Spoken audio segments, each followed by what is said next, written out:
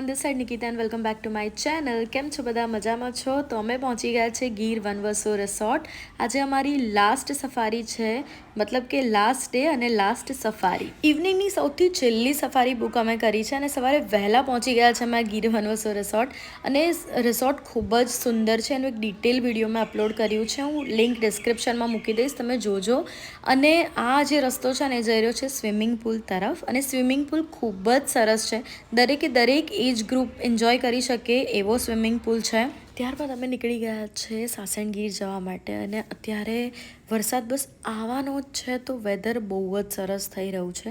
જેવા અમે જંગલમાં એન્ટર થયા, અમે જોયા બિગ લાયનેસ એના 2 કબ સાથે, અને અમે બ્રિજ ઉપર હતા અને એ પાણી પીવા માટે, લાઈક ઇવનિંગનો ટાઈમ હતો. So this is a best view, I just loved it. અને અમે બધા ત્યાં એકદમ શાંતિથી આ વ્યૂને એન્જોય કરી રહ્યા છે. અમારી દરેકે દરેક સફારીમાં અમને નવા જ અનુભવ થયા છે, અને એમાંનો આ સૌથી બેસ્ટ છે બિકોઝ અમે આટલા નજીકથી ઓર આવા એંગલથી લાયનસ અને એના કબ્સને પહેલી વાર જોઈ રહ્યા છે.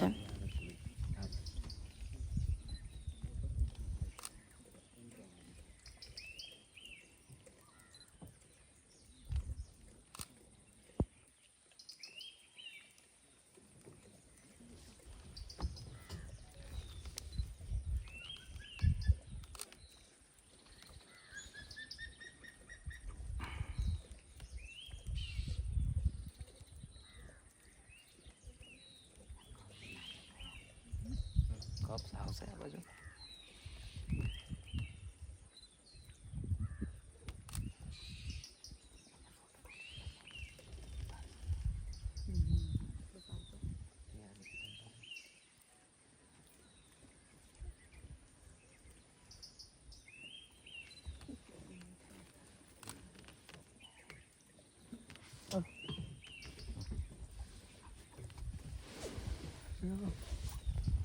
સીધી ગયો તો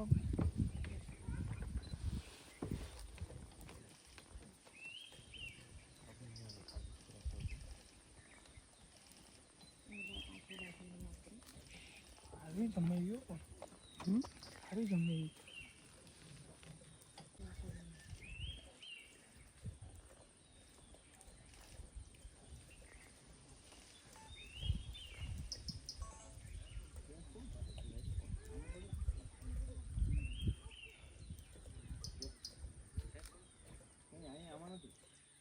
ઓલામાં નથી ને ટેપમાં, ટેપ નીચે મારેલ છે એમાં.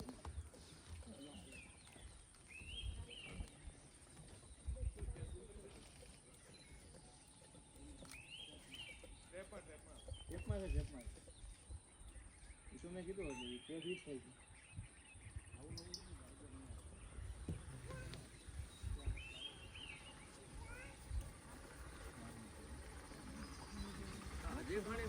તો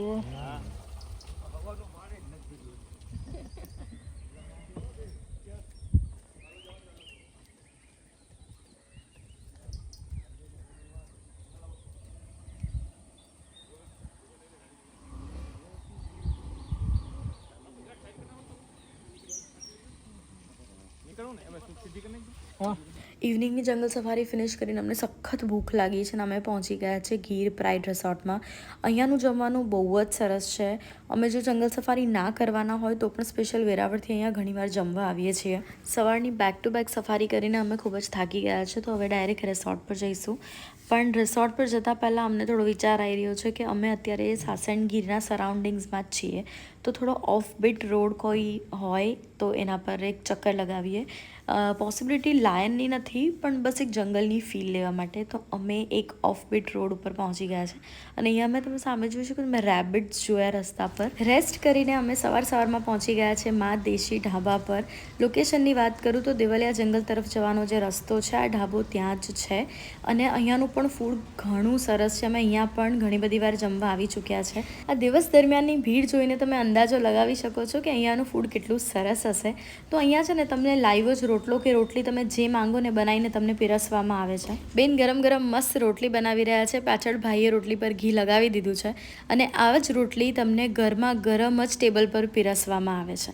તો જો તમે દેવલિયા આવતા હોવ તો અહીંયા મા દેશી ઢાબા પર જરૂર જમવા આવજો. જો એકદમ દેશી રીતે ખાટલા પર બેસીને જમવાની બહુ જ મજા આવે છે.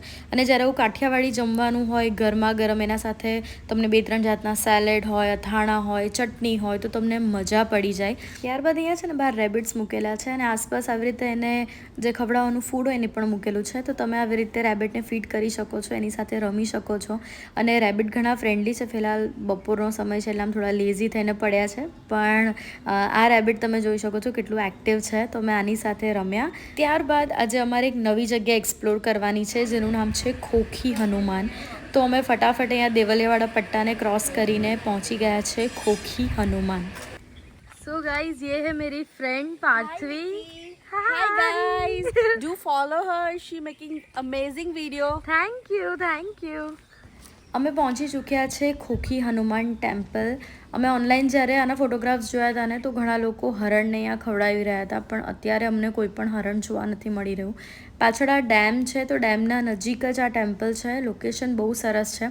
ચારે તરફ આવા મસ્ત ઝાડ છે એટલે તમને સરસ ઠંડક છાંયડો મળશે. ઘણી પીસફુલ પ્લેસ છે એટલે મજા આવશે તમને. તો જો તમે સાસણગીર હોવ તો આ ટેમ્પલ વિઝિટ કરી શકો છો. બાકી વિડીયો કેવું લાગ્યું કમેન્ટ કરીને જરૂર જણાવજો. Like, share and subscribe to my channel. પોતાનું અને પોતાનાઓનો ખ્યાલ રાખજો. બાય.